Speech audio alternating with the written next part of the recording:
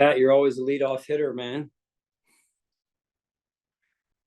Like that. How you doing today, Coach? We're doing well. How are you? I'm good. How did you come out of the game health-wise? Yeah, I think pretty good. Nothing really new to report at this point. Um, still a little bit of evaluation to take place yet on a couple guys, but overall pretty good. Let me ask you this, Coach. I got it in a little bit yesterday. You answered a little bit of it. I've really been impressed with the play of Christian Benford. How significant has his jump to being one of the most respected corners in the league helped this team this year? Well, it's been big for us. His play week to week, his ability to continue to improve. Yeah, it's been important. I mean, the corner is a valued position around the NFL, and Christian's done a real nice job for us this season. And my last question to you, and I have to phrase this the right way, is this your best regular season coaching job in your 8 years here? Do you believe this is your best? I don't know. I mean, you know what? I think our staff, I would say this, I think our staff has done a phenomenal job. I was asked a question yesterday after the game, how we were questioned going into the season and what the Bills are going to be. Is this going to be a kind of a rebuild year or what have you? And I think our coaching staff's done a phenomenal job of developing, getting the players to fit into the systems, and the systems built around the players' strengths, and week to week managing some of the injuries as well. And so I give the credit to them more so than anything. All right, Coach, thank you. And I'd like to say Happy New Year to you and your family, and good luck to you on Sunday. Hey, thanks, Pat. Happy New Year to you and your family as well. Thank you. Hey, Coach. Ian Mills from Channel 10 in Rochester. You mentioned yesterday after the game the idea of, hey, you have options next week in New England against the Patriots, and that you had to talk with Brandon and Terry. Has there been any kind of further clarity from you going forward into Patriots in that kind of rest versus rust debate, so to speak? Yeah, there has. What we're going to do is you'll see some starters out there playing, and you'll see some other players who we want to take a good look at. So it'll be a blend of both. In Josh's case, one of the things that we know is very, very important to him is his consecutive starts streak, if you will. And it's important to him for a great reason. He wants to be out there with his teammates. And so he will be out there for a very, very short lived amount of time, and then he'll be off rather quickly there. So other than that, I could promise you that it's going to be a blend of guys who are normally out there, and then a mix of some guys who we want to take a look at as well. And sorry, thanks so much on that. Second question, kind of jumping off what you just mentioned about that, giving guys options. How big has that been for a guy like Terell Shavers? Obviously, he had a first career catch, first career touchdown, but after the game, to hear what Keon and Khalil were talking about, kind of giving him his flowers, based off of all the work he's put in on the practice squad.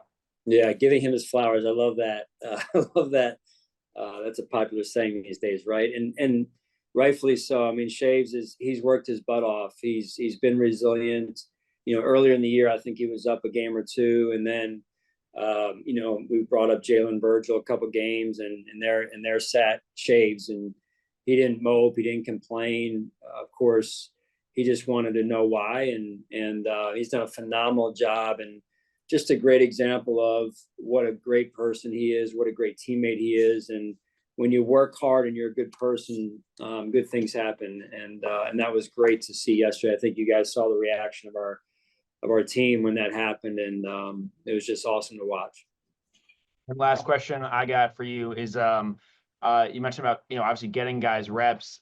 Is that for an injured secondary, or a secondary that struggled with some injuries in the last couple of weeks? Is it important for them to get game reps, this week ahead of the playoffs? Like, Rasul obviously played yesterday, but, him missing a couple of games leading up, is it important for them to get live game reps against the Patriots, or is that not something you guys really think about? No, it is. We try and factor in as much as we can into every decision. DeMar hopefully will be coming back. We'll see how that goes, and getting him some run there this week would be important for us. It's just one guy, that's been out, and then Curtis Samuel, we'll see where his situation is this week, and hopefully he can get back and get some reps as well. So, we're looking at everything. All right. Thanks, Sean. Yeah. Hey, Sean, Josh Reed here. Thanks for taking some time for us today. Happy New Year. Start off with that. You too, buddy. Any chance we see Micah Hyde Sunday? No, no chance. Okay. I mean, you'll see him. He'll be on the sideline though, standing next to me. Okay, very good. That's fair enough. Locking up the 2 seed, and kind of, I don't want to say you're not going to prepare for the Patriots because that's disrespecting them, but how much does that help your scouting department start to prepare for the postseason now? Right. No, it's important. We want to win this game. There's no doubt, Josh. And at the same time, try and get a little bit of rest.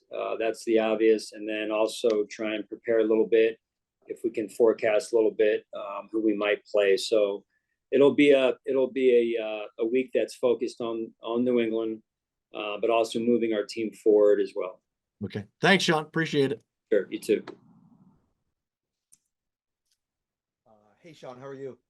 I'm good, Matt. How are you? I'm good.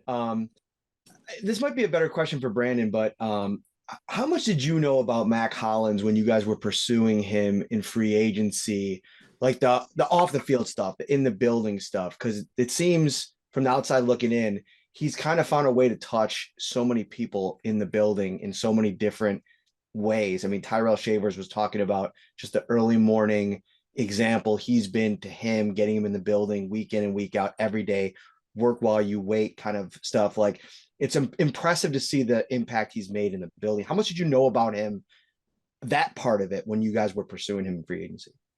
Well, I think we knew some of it, and I don't want to speak for Brandon. Like you said, you can ask Brandon. I knew some of it, but I don't think you ever really know to what extent how far it really goes, right? Is some of his isms, I'll call them, right? Some of his things that he does. And then, last night I'm back here in the facility, in the training facility that is, and there he is on the in the underwater treadmill, getting himself cooled down or kind of ramped down, and he's just such a routine guy, and habits, and some of the things you're talking about with Shaves. I know they have a routine in the morning, early morning hours as well, and he's. Some may call him different. Some may call him, very process based. It's whatever he does, man. He is passionate about it, and I respect that. And he has, to your point, Matt, he has had a huge impact on our team. Let's just say, at a minimum, from an energy standpoint. I mean, you watch the game yesterday. We're first drive. I think we're, second 11 plus, third and 11 plus, whatever it was. And who does the ball go to? But Mack Hollins on a great catch. I think he had 2 key catches on that drive, in fact. And he's out there cheering on the defense and special teams. You'll see him play from time to time. And just a tremendous teammate, a tremendous person to have around day in and day out here. And I'm sure you broke down all of his catches on tape, but did you catch the train dance or whatever that was after Keon Coleman's touchdown? No, I didn't see that. You want to do that for us? No, I don't want to do it for you, but I'm pretty sure our buddy AJ Feldman posted the video, so I'm sure Derek can show you. Thanks, Sean. Maybe AJ could do that for us. All right, take care. See you. Happy New Year. Hey, Coach, you guys lead the league right now in turnover margin at plus 23. If you finish with that or better, you're going to be the first team to have a plus 23 or better turnover margin since the Patriots did it in 2012. That's more than a decade. Why is that number so important to what you guys do and how you operate as a team?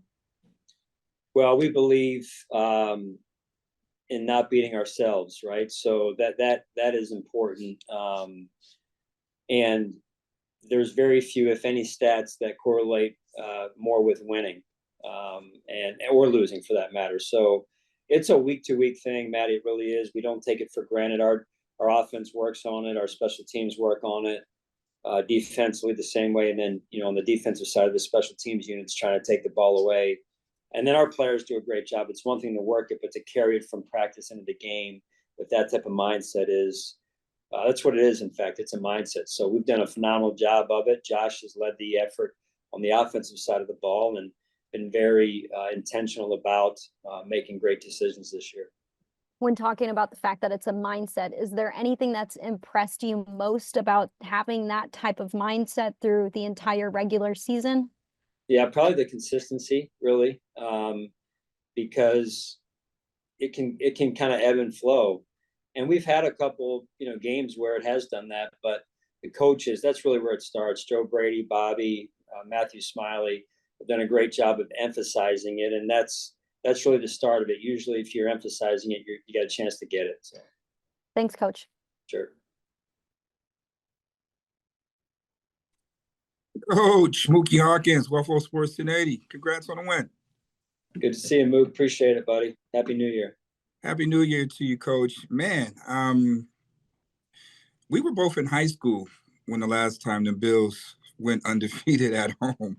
I mean, how proud as a coach, with the staff that you have, are you going undefeated at home? Oh, that's huge. I mean, we talk about it as one of our goals. I think Josh mentioned it yesterday after the game about we phrase it in the way of defending our dirt. And we kind of position it as, hey, we put a lot of time and effort and blood, sweat, and tears into practicing in the spring, training camp, going up to Rochester, coming back here in training camp. And then, we practice on the game field, and there's a lot of sacrifices that are made, not just at the player level, but the staff level, and then, their families as well. And so we take a lot of pride in playing at home. And then our fans are phenomenal. The connection, as I've said before, with this team and our fan base, it is unique. It is special. And to be 8-0 in front of our fans it means a lot. It really does for us as a team. And so, we're looking forward to trying to continue that as we move through the playoffs here. Absolutely, Coach. And man, it was early in the season with the chatter and all that, saying that the window was closed and yada, yada, yada. With so much turnover on this roster, Coach, what has been the key ingredient? I know we could easily say 17, right? But from a coaching perspective, what has this team in contention right now? Well, I think, two things, and both are people related. One is the players have bought into each other. The DNA that they have, and getting to know one another, hanging out with one another. I think that's huge, and that love that they've built with one another and enjoying being around each other. And then the second thing is I think the coaching staff has done a phenomenal job of taking what they have and developing it or shifting pieces around when there's been a gap week to week with a player or two out. So I really applaud them for the work that they've done week in and week out here. I thought you was going to say Catapult Thunder football. You keep that in the background a lot. So I probably thought that was a little bit of an ingredient as well. But, well said there. But 4 sacks, 2 interceptions, a forced fumble, man. How key was flipping the field, which led to A.J. Epinesa safety there? That was huge. When you look at the third quarter or so of the game, there was three possessions right there plus that started in Jets territory for our offense. And that was a result of the defense and some of the takeaways, and then the punt return by Brandon and our punt return unit. And then it was bang, bang, bang, and kind of the floodgates were open there. So our offense capitalized. And you go back to the start of the game, we took the ball because we were hearing a lot of the weather was going to change in the second half. And so we took the ball in the first half, and our offense did a great job going down and possessing the ball and scoring and getting us 7 right there. So that was huge as well. Absolutely, Coach. Hey, man, awesome job. Good luck on Sunday. Thank you. Hey, Sean, AJ Fellman here. I would do the Matt Collins celebration, but I don't have the hair to do it, and I think that's a key part of it. So I just want to look right. Don't sell yourself short like that. Come on. I'll leave it alone. I think everybody on this call wants to see that. Well, I'm used to letting people down, so we'll see about that. Come on. All right, go ahead. What you got, buddy? Yeah. Terell Shavers. Going into this week when so many guys are going to get an opportunity and you get a moment, how is that maybe an example of putting in the work, making the most of your opportunity when it appears? I mean, that just hit the bullseye right there. It really did.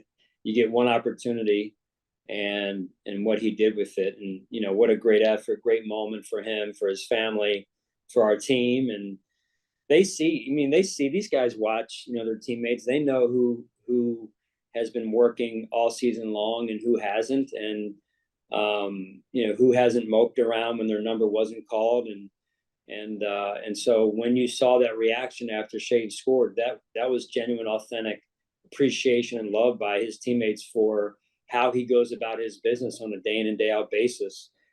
So I don't think I need to say any more. Really, they love him, and they certainly have a high amount of respect for him.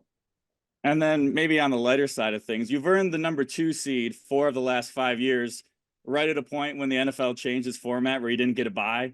I know the answer is probably you can only control what you control, but do you ever think in a moment like, man, anytime in the last 40 years, I'd be sitting home that first playoff week? Yeah, you kind of think about that just because I was around back then, right? But, hey, however it comes out is the way it's supposed to come out, and we'll be ready to go. All right. Best of luck. Thanks, Sean. Thanks. Hey, Sean, I was curious, what went into the decision to have Austin Johnson sit out yesterday? Yeah, Austin's done some really good things for us, just really trying to find our best 5 of the interior of our defensive line, and having a chance to kind of circle through those guys and just see how it all fits together as we, move forward here. And we'll do some of that this week as well, Lena, and again, taking a look at some guys inside and seeing again who can help us and in what roles. And then I was curious, you mentioned that Josh's consecutive start streaks is important to him. What was that conversation kind of like with him, and what does that tell you about him that that sort of streak matters? Well, it doesn't surprise me knowing Josh. Playing football and playing next to his teammates is very important to him. And you just, knowing Josh, being around him, you see how he competes. You don't see him inside the walls as much, Lena, but you see how he competes. So you can kind of connect the dots as to why this type of streak is important to him. And his teammates feel the same way about him. So I'm not surprised by it. In the conversation we had, it was rather brief, but it was the first thing that he shared was that was important to him. And so, look, he's going to be well decorated. He's been well decorated to this point and will continue to be well decorated as he moves forward and the honors he'll get, and rightfully so. I think it's pretty cool when this type of stat, if you will, is one of the top things on his mind. And just one other thing on guys playing on Sunday, someone like James Cook is only so many yards away from 1,000 game, things like that. Is that something you'll also be keeping in mind, or how do you kind of balance that with wanting to keep guys healthy? Right. It's a delicate balance. We're trying to be aware of anything and everything under the sun. It is some of these things are important from a team organizational standpoint, and then also for guys who have worked so hard to get to, to be just towing the line on some things at this point. So we're going to try and be aware of it and do the best we can. But at the end of the day, it's got to be about the team. Thank you. Sure.